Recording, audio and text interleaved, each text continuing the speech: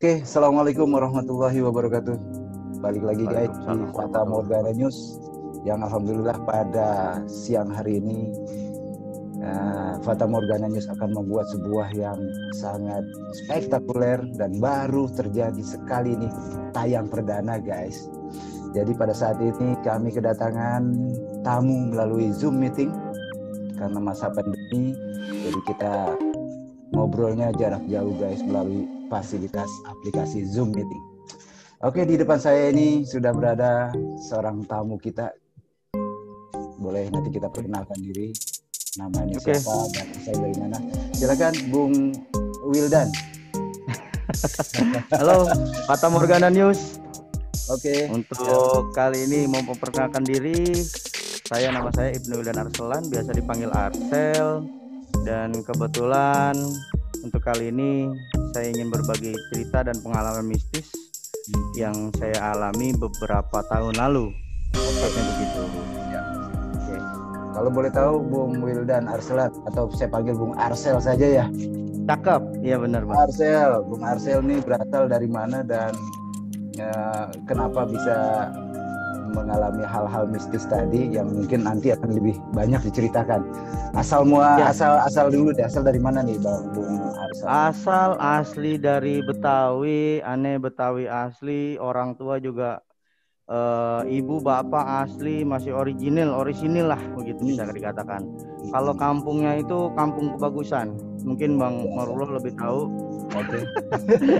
Karena di sana saya lahir dan besar di sana. Untuk saat ini domisili saya itu tinggal di rumah sendiri, alhamdulillah di daerah Tanjung Barat. Iya. Begitu. Dan pengalaman ini memang beberapa saya sudah sekitar 2 atau 3 kali mungkin nanti dibuatkan mungkin next episode atau gimana ya terserah Fata Morgana.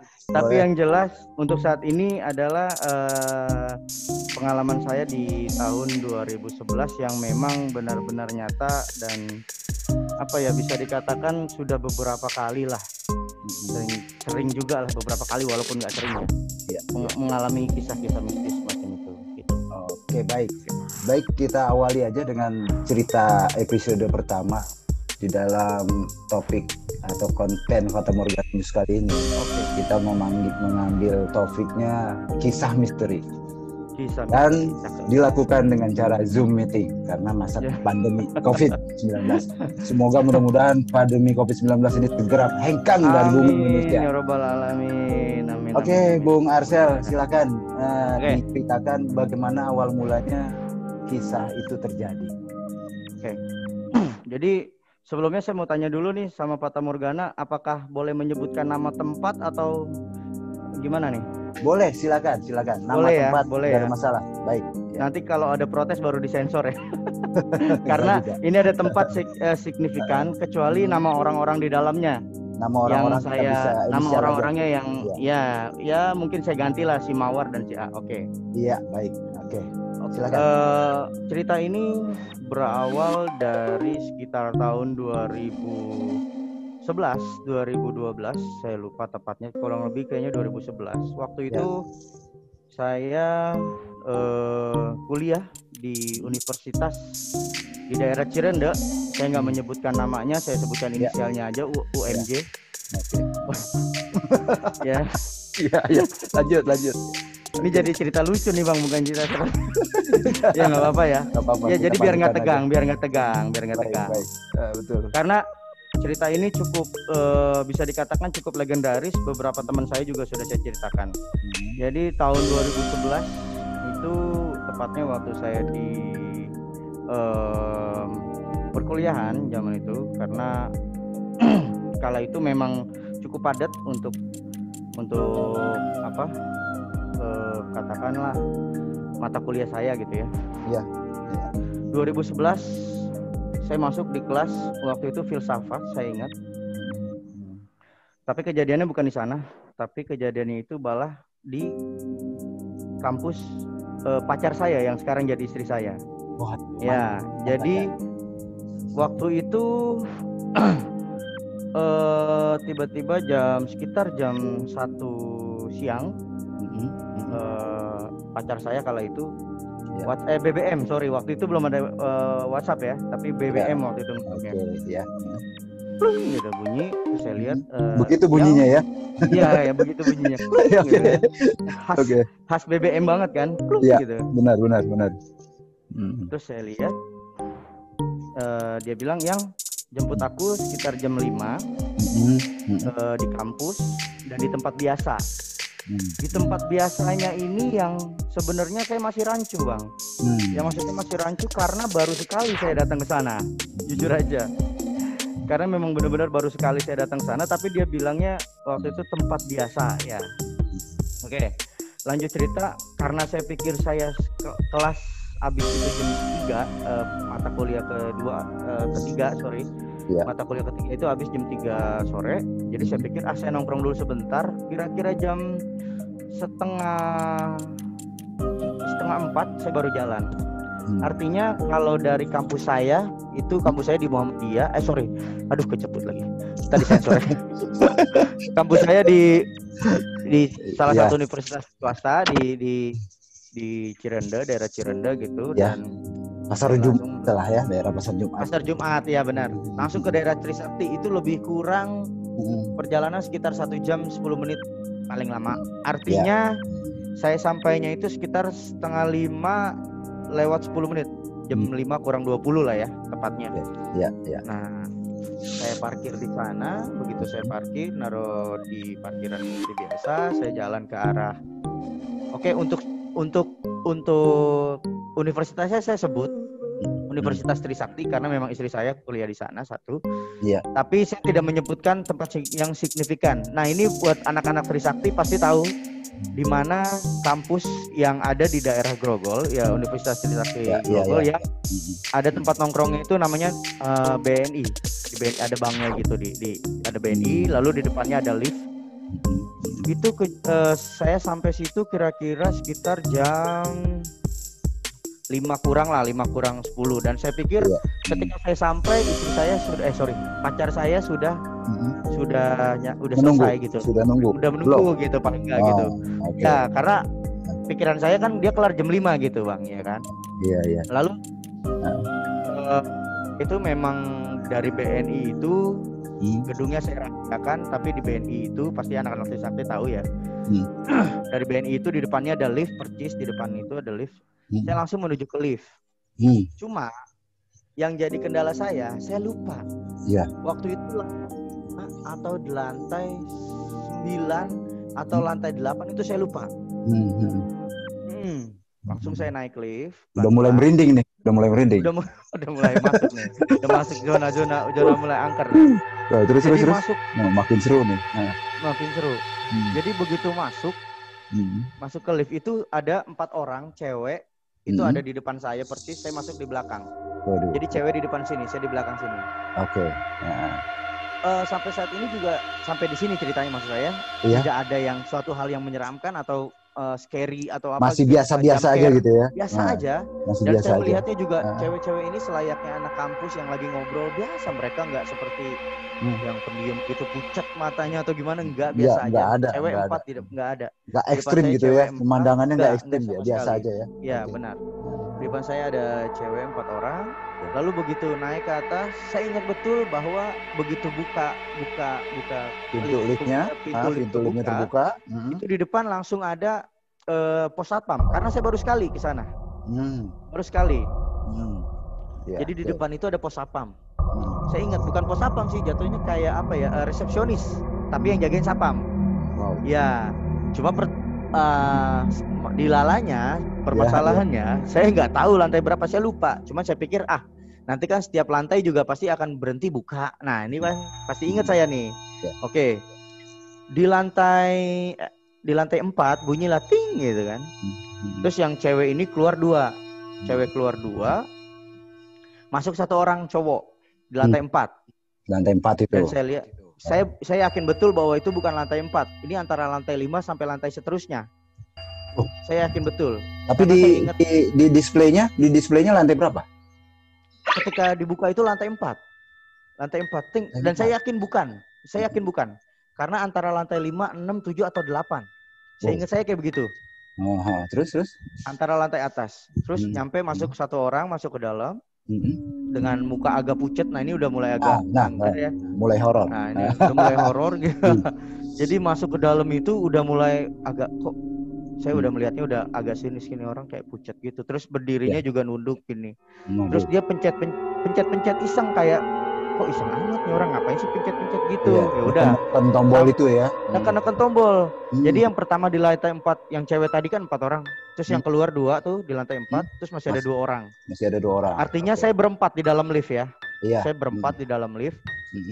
Cowok 1 depan saya, 2 cewek depan saya. Di lantai 5, nah ini kayaknya lantai 5 nih, feeling saya gitu. Begitu datang, bukan nih. Saya liatin sekeliling, kayaknya saya yakin betul bahwa di depan itu ada meja resepsionis. Iya. Saya pikir, oh nggak ada nih. Oh bukan nih, kayaknya bukan lantai 5, mungkin lantai 6.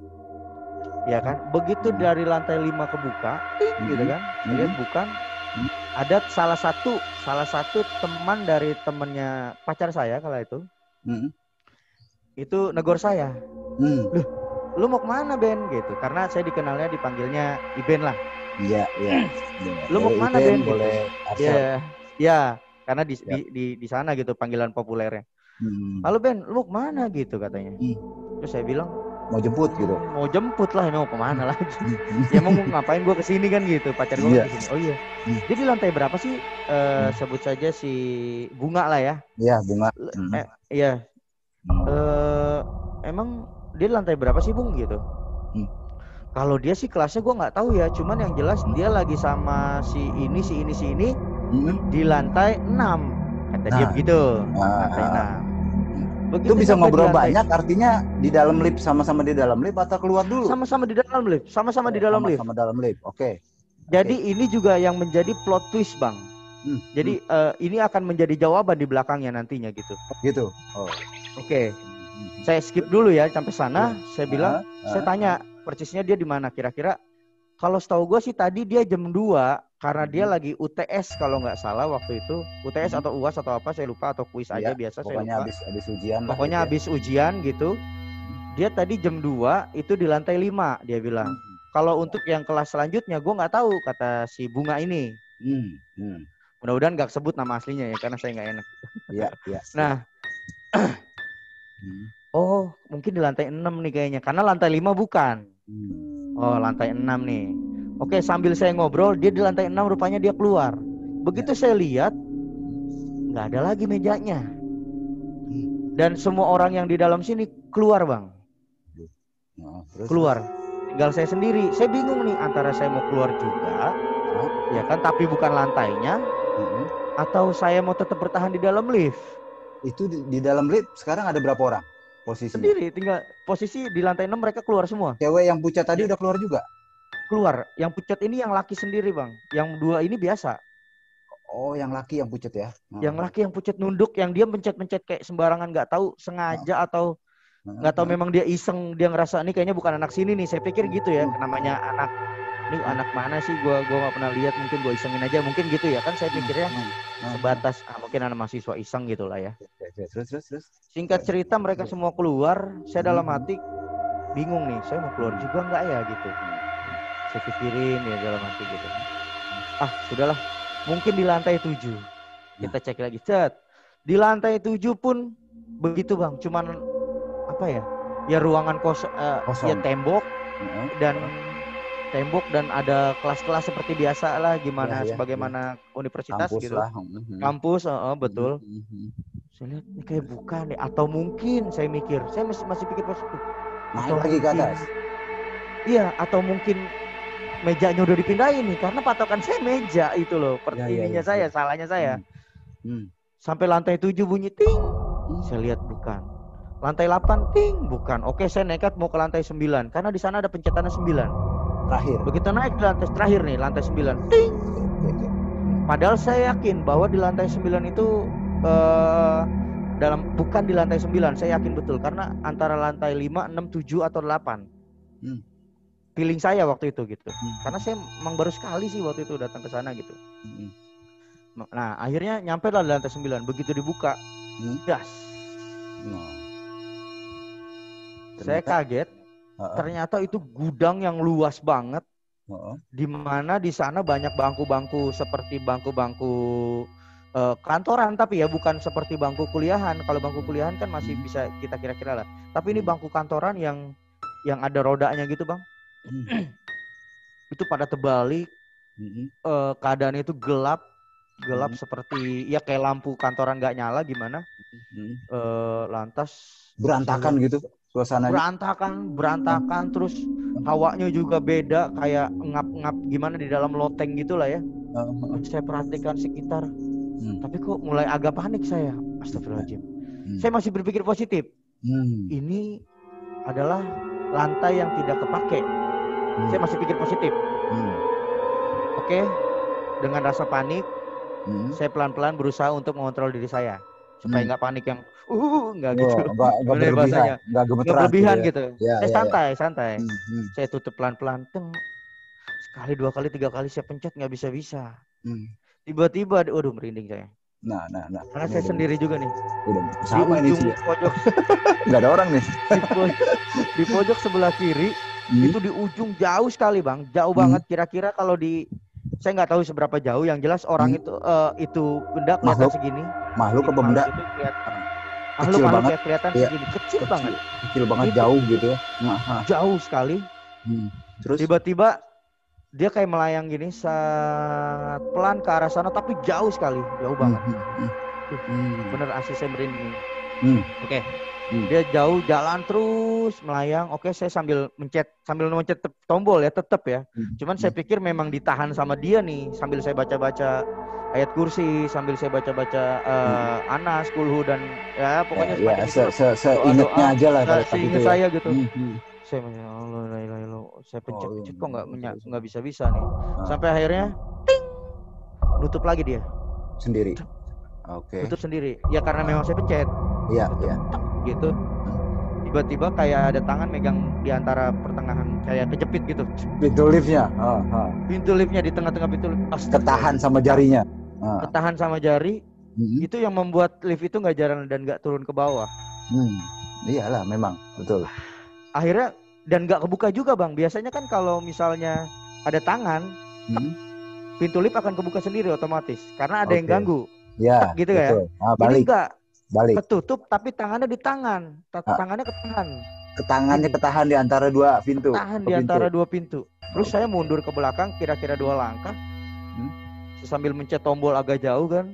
Yang penting jalan aja deh, tapi nggak jalan-jalan itu. Panik sepanik-paniknya, takut setakut-takutnya. Saya tutup pelan-pelan, saya tutup. Oke. Sampai akhirnya alhamdulillahnya turun ke bawah, Bang. Turun ke bawah, ding. Lantai 7 kosong. Dan ini lantai 8 ini kosong seperti tadi saya lihat ya, macam yang tadi. Itu kebuka lagi pintu liftnya? Ya kebuka kan, setiap ini kebuka. Setiap lantai kebuka. Berhenti, setiap lantai kebuka walaupun nggak ada yang mencet. Nggak ada yang nge-call ya, nggak ada yang nge-call juga. Nggak tahu sih. Cuma setahu saya nih, saya tetap nyalain anak laki tadi tuh yang mukanya pucet, nih orang rese amat gitu loh. Mainin tombol. Mainin pencetannya sampai, karena yang penting saya juga bodoh sih, yang saya ngikutin aja, ting, lihat bukan, naik lagi, ting, lihat bukan, sampai lantai 9. Oke. Ternyata anehnya, ini aneh. Ini posisinya udah jam 5 lewat, Bang. Udah jam 5 lewat, sekitar lewat 10 atau lewat 20 lah lebih kurang ya. Karena saya lama di lift. Proses itu lama juga gitu. Nah, pas di lantai 6, ping, begitu lihat, lah ini dia nih, ternyata di lantai 6. Itu tempatnya, nyampe nih saya nih. Lah, iya tadi kok nggak ada ya? Oh mungkin tadi kealingan kali. Atau kelewat, gitu. Atau kelewat dari atau 5 langsung 7 gitu ya. Mungkin gitu. Ini aneh juga. Begitu saya baru selangkah keluar dari lift, kaki saya gemeter. Dengkul, sorry. Kaki saya gemeter kayak apa ya? Kayak gemeter. Kayak habis ketakutan gitulah. Iya, mungkin ini karena gue ketakutan nih bahasanya gitu ya. Mungkin karena gue tadi takutan ngelihat sesuatu yang aneh dan gue nggak mau cerita ke siapa-siapa deh gitu. Oke. Gue jalan aja deh gitu. Iya. Begitu nyampe di depan kelasnya, ini pacar saya bilang, lama banget sih yang, katanya. Hah? Yang gue dari tadi lemes banget nih ceritanya nih, saya udah nyampe nih. Lemes banget gue nih, apa sih? kok lu sampai keringetan banget katanya, kayak ngucur gitu, kayak mungkin mereka ngeliatnya gitu pucat, keringetan gitu kan. Saya bilang, tadi katanya kamu ketemu Celia di tangga katanya. Hah? Orang gue naik lift, mana gue naik tangga, gue naik lift dari tadi. Gue disasarin, kampret emang tuh, gue nggak tahu tuh sama anak mana, gue nggak kenal tuh, mukanya agak pucat gitu, orangnya agak kecil, mainin tombol lift, saya bilang gitu. Dipencet lah semua tuh sampai lantai 9 katanya. Saya bilang gitu, sampai lantai 9. Lantai 9 gimana sih? Orang di sini cuma ada 8 lantai. Boom. Oke, itu yang pertama. Itu saya kaget di sana, shocknya. Di sini cuma sampai lantai 8. Sebenarnya untuk cerita mistis yang serem banget itu nggak serem banget sih. Cuman ini pengalamannya cukup menegangkan sebenarnya. Luar biasa. Iya kan? Luar biasa. Lantai di sini tuh cuma sampai lantai 8 katanya. Seriusan. Tadi gue naik lantai 9, gue inget banget bahwa ini lantai 9. Dan tombolnya juga ada angka 9 ya. Ada lantai 1 2 3 9. Iya. Nah, itu unik banget itu. Artinya iya, Nah, cuman ada pertanyaan tadi ya. Pada saat jari tangan itu tertutup oleh 2 pintu lift, kira-kira tekstur tangannya itu kayak gimana coba? Tekstur tangannya itu. Bisa dispesifikin lagi? Kalau spesifikasinya gampangnya ya. Apa benar-benar seperti jari tangan manusia atau ada kuku-kukunya yang panjang gitu kan? Oh, enggak. Selayaknya kuku manusia. Katakan maaf ya, aki-aki lah ya kalau bahasa orang Betawi mah ya. Apa nenek-nenek gitu? Enggak. Bukan laki-laki. Laki-laki. Oh. Karena dia agak kasar ya, kelihatannya beda Bang, kasar ya. Cewek sama cowok walaupun udah nenek-nenek tetap beda ya. Saya bisa inin banget bahwa itu adalah laki-laki. Bisa yakinin banget ya. Tangan kerutannya saya tahu persis itu kayak ya seperti kakek-kakek kita. Kayak begitu. Kakek ya. Kayak. Dan ketika turun itu hilang gitu aja. Jadi begitu turun ke bawah kita hilang udah. Les gitu langsung. Iya pokoknya ditepit langsung. Seiring liftnya naik ke atas itu hilang. Atau turun hilang begitu aja. Hilang aja udah kayak hilang gitu. Oke. Luar biasa. Bikin cukup merinding. Saya pertama kaget itu cukup, dan bukan yang saya melihat ini, melihatnya cuma sebatas itu aja. Nah, cuman ada beberapa keanehan. Salah satunya tadi ya itu tadi yang saya bilang dia cuma ada 8 lantai. Saya tadi naik 8 lantai 9 kok, saya ingat betul gitu. Tadi akhirnya si bunga ini datang, bunga yang tadi. Nih tanya nih bunga nih tadi. Tadi ada anak cowok iseng mencet gini-gini. Dia cuma ngeliatin saya aja. Lu tadi gua tanya diem aja katanya. Kan kita ketemu tadi di tangga. Bentar. Lu ketemu gue di tangga. Gue tadi naik lift, Bung. Ketemu lu. Ketemu lu di lift, bukan di tangga. Dan kita ngobrol. Jadi dalam pandangannya si Bunga, hampir disebut. Nah, si Bunga itu ketemu saya papasan di dalam lift. Di dalam tangga. Di tangga. Di tangga darurat ya. Jadi saya posisinya naik, dia turun. Begitu papasan karena kita sering ngobrol, karena saya juga dekat ya dengan beberapa teman pacar saya gitu. Udah dekat. Dia negor saya Bang ternyata. Tapi saya nggak gubris, muka saya pucat, jalan saya nunduk. Saya cuma diem aja naik ke atas. Cuman gitu doang. Lu serius Bung, jangan gitu Bung. Gue dari tadi tuh naik lift, gak naik tangga. Saya bilang, gue udah pastiin gue naik lift. Orang gue pencet kok liftnya gimana. Iya. Subhanallah. Jadi si Bunga ini juga pun ngerasa bete sebenarnya sama saya. Bete-nya dalam artian gimana ya? Lu gue tegur diem aja, padahal kita sering ngobrol gitu. Berarti intinya nih cerita ini mengarah ke 2 dimensi yang berbeda. Jadi kalau Bunga menganggap dibawa ke sana. Bunga itu menganggap ada di tangga ketemunya, dan Bung Arsel sendiri merasakan itu pada saat naik lift. Berarti kan ada 2 dimensi yang berbeda ini sebenarnya. Unik banget. Dua pandangan yang berbeda. Pandangan yang berbeda. Apa ya? Yang menurut saya dibawa ke ke sesuatu hal yang saya juga nggak tahu itu di mana. Maksudnya saya juga agak ngerasa aneh dengan pandangan saya. Yang dirasakan sama si bunga ini sebenarnya itu adalah beneran saya. Ternyata salah satu temannya dia juga, namanya, aduh. Ya anggap aja si Melati lah. Cowok. Oh, cowok bukan Melati. Apa ya?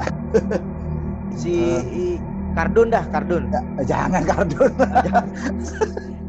Ya siapalah pokoknya dah. Si Madun boleh. Si Madun lah ya, si Madun. Ya. Si Madun melihat saya juga. Itu di tangga di lantai 7. Dia baru keluar dari lift di lantai 7. Artinya yang dilihat sama mereka itu adalah beneran saya, tapi dalam keadaan saya dipengaruhi oleh sesuatu. Jadi sebenarnya saya dari lantai 1 sampai lantai 8 itu saya tidak sadar. Dalam artian tanda kutip bahwa mungkin saat itu saya sudah bukan di dimensi saya, karena ada 2 orang yang melihat saya. Jadi yang satu si Madun ini baru keluar dari lift, saya dari tangga di lantai 7. Jadi kan tangganya nyambung-nyambung gitu ya, Bang? Iya, betul. Ya, terus di lantai 7 saya melihat saya, tuh anak ngapain ke lantai 8? Kayak tuh anak ngapain ke lantai 8 katanya gitu, Kak. Ya udahlah, mungkin dia mau ngapain gitu kali ya. Dia enggak terlalu. Jadi ketemunya juga si Madun sama di lantai 6 itu tadi, Bang. Jadi memang apa ya? Jadi dunia lain ya, artinya yang dunia mungkin real dianggap si Madun dan si Bunga tadi adalah Bung Arsel ada di tangga. Sedangkan dan memang Bung Arsel sendiri merasakan sampai sekarang barangkali ya, merasakan gua nggak pernah di tangga gitu loh. Gua nggak naik tangga. Gua di lift dan bertemu si Anu sampai ke lantai 9 yang notabene-nya lantai 9 itu sebenarnya nggak ada gitu kan? Nggak ada. Luar biasa. Aneh banget. Dan saya yakin bahwa saya yang dibawa. Kenapa? Karena ketika keluar dari tangga, keluar dari lift, itu kaki saya gemeter. Nah, bukan karena saya ketakutan. Saya tidak terlalu takut banget ya, dalam artian saya takut tapi tidak terlalu gemeter itu gitu. Karena capek sebenarnya. Karena capek, itu dia jawabannya. Itu dia. Dan gerahnya itu keringetan karena memang kayak kayak capek betul. Karena nanjak kan. Nanjak, itu dia. Artinya saya dibawa. Saya nggak tahu bagaimana. Ini saya nggak tahu ya cerita serem atau enggak, cuman ada menurut saya ada sesuatu jawaban di balik semua ini sih, intinya itu. Dan cerita ini insya Allah tidak ada yang saya kurang-kurangin dan tidak ada yang saya lebih-lebihkan. Insya Allah. Oke, baik, terima kasih banget ini Bung Arsel, luar biasa cerita. Mantap. Misterinya sangat luar biasa. Ajib. Pengalaman Bang. Mudah-mudahan para sahabat Warta Morgana News di sini dimanapun Anda berada bisa menyimak dan bisa ya setidak-tidaknya merasakan lah apa yang dirasakan oleh Bung Arsel pada saat terjadi 2 dimensi tadi. Di satu sisi diem aja di dalam lift, tapi begitu keluar dan ketemu mantan pacar, keringetan, gemeteran, kayak orang habis lari, habis olahraga, ya naik tangga ya olahraga kan gitu kan. Oke, luar biasa. Oke, guys. Iya, satu pesan saya, Bang. Sorry Bang. Nah, pesan saya dimanapun kita berada dengan hal ini mungkin ada sesuatu hikmah yang bisa dipetik. Nah, itu yang penting. Ada dimanapun, bagaimanapun kondisinya, segimanapun kita harus tetap berdoa, bertawakal, ingat kepada Allah. Jangan sombong bahwa kita, gue mau ke sono doang, atau gue mau nyepelekan, gue ke situ doang, Iya, gitu dia. Betul. Hikmah yang luar biasa. Artinya dimanapun kita berada, selalulah berlindung kepada Allah Sang Pencipta. Oke, guys. Jadi mudah-mudahan dengan cerita ini bisa menginspirasi kita bahwa kita tidak boleh sombong. Kita tidak boleh takabur bahwa kita mampu melakukan apa-apa sendiri tanpa bantuan Allah. Nggak mungkin, guys, ya. Oke, seperti itu. Bung Arsel, terima kasih banyak, luar biasa ceritanya. Bang Marullah. Mudah-mudahan kita bisa ketemu lagi di episode berikutnya ya. Tentunya saya masih tunggu nih cerita-cerita misteri lainnya. Masih ada beberapa sih. Ada. Siap. Kebagusan itu banyak loh, cerita-cerita yang unik. Saya tunggu. Siap. Oke, terima kasih Bung Arsel. Terima kasih banget. Salam buat keluarga, salam buat Abah. Ya, Abah Haji. Luar biasa. Salam buat Abah Haji. ya siap, Bang. Oke, terima kasih banyak. Assalamualaikum warahmatullahi wabarakatuh. Waalaikumsalam warahmatullahi wabarakatuh. Sukses Fata Morgana News. Amin, amin Mantap. ya robbal alamin.